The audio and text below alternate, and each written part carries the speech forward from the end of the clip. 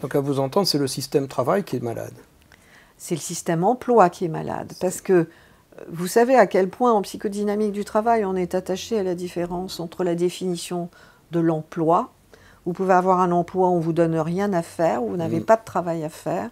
Un emploi où on vous donne trop de travail à faire. Vous pouvez être sans emploi et devoir beaucoup travailler pour en trouver un. Ce qui se passe actuellement, c'est que l'organisation du travail est malade. Nous assistons à un gouffre entre la définition du travail prescrit, qui se résume à des procédures, à une grammaire chiffrée, où les outils pour décrire le travail humain sont les outils de la finance, qui gomment, qui mettent en invisibilité tout ce que chacun d'entre nous engageons de corporel et de psychique dans le travail pour qu'il arrive à se faire. Je vais vous raconter une histoire. Il y a 2 ans, j'ai été opérée à la Pitié-Salpêtrière en neurochirurgie. Le lendemain, l'infirmière vient faire mon premier pansement. Un premier pansement, c'est long, ça prend du temps, c'est compliqué, il ne faut pas faire mal, il ne faut surtout pas infecter. Au bout d'un quart d'heure, il y a une sirène, et je dis bien une sirène qui retentit dans la pièce. Je dis, c'est quoi ça? C'est un patient qui vous appelle? Non, non. C'est un dispositif mis en place par la direction pour qu'on accélère nos pansements. Elle me dit, vous inquiétez pas, hein, je vais le terminer, votre pansement, parce qu'autrement, il faut que j'aille éteindre la sirène au pool, je vais me salir les mains, me contaminer, il faudra que je me relave, je ne prends pas ce risque-là, je termine. 6 mois plus tard, je vais, à la demande de l'IFSI, faire une conférence sur le burn-out au cadre sup. Je remercie, parce que j'ai été admirablement soignée, et je leur raconte ça. Aucune des cadres sup n'était au courant. Parce qu'elles n'ont plus le temps d'être dans les services. Elles sont dans des réunions à longueur de temps. Alors votre conseil justement aux syndicalistes qui sont, et aux élus, CHSCT tant qu'ils existent encore par rapport à ça, est-ce qu'il faut qu'ils s'intéressent plus au travail réel, c'est cela ? Mais bien évidemment, tant qu'on n'aura pas mis en évidence que le monde ne tient, que les ponts ne sont construits correctement, qu'on est soigné correctement à l'hôpital, que ça tourne tous les jours grâce au travail réel que les gens exécutent, avec leur tripes, avec leur honneur, avec leur conscience professionnelle, en allant chercher ailleurs les moyens, puisqu'ils ne sont plus donnés. Là, moi, j'ai des amis magistrats qui arrivent au travail avec leur ordinateur, leur papier toilette, tout ce qu'il faut, parce qu'il n'y a plus rien dans les hôpitaux, dans les tribunaux. Oui, mais dans les hôpitaux, c'est la même chose. Il n'y a plus de papier dans la photocopieuse, il n'y a plus de trombone, il n'y a plus de ci, il n'y a plus de ça, et on apporte pour que ça tourne. Si au moins il y avait la reconnaissance que ça tourne grâce à nous, c'est le seul conseil que j'ai envie de donner aux syndicats. Qu'est-ce que vous attendez pour mettre en route une gigantesque grève du zèle?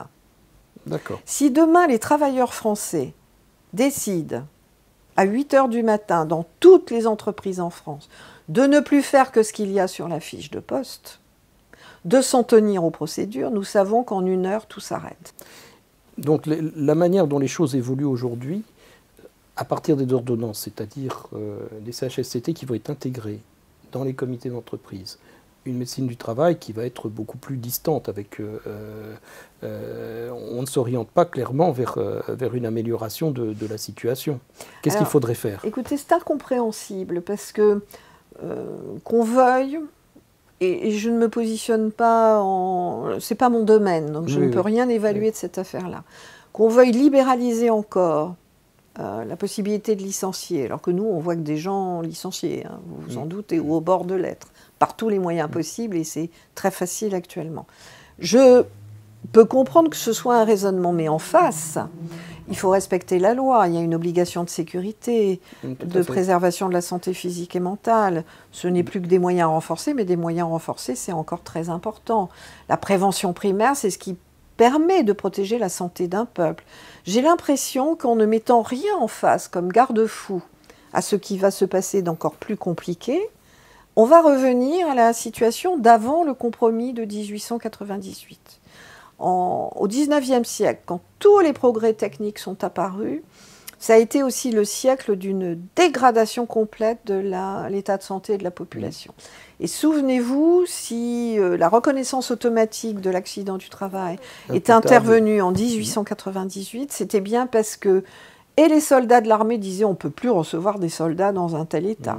Les magistrats disaient mais arrêtez d'encombrer nos hôpitaux avec ces histoires de conflits avec les employeurs. Et que les chefs d'entreprise dits philanthropiques disaient mais on ne peut pas avoir des ouvriers dans un tel état. Et à l'époque, c'était les femmes, les hommes et les enfants qui travaillaient. Donc nous allons assister à une dégradation de l'état de santé de la population française. On sait qu'actuellement, la souffrance au travail coûte 3,5 points de PIB dans chaque pays européen. Et qu'au lieu d'investir ces 3,5 points de PIB dans la prévention, on préfère ramasser les blessés qui tombent à terre. On va en avoir encore plus. Moi, j'ai envie d'envoyer ce message. Il faut que nos autorités sachent que ça n'est pas les gens fragiles que nous recevons dans les consultations actuellement. C'est le top niveau des entreprises.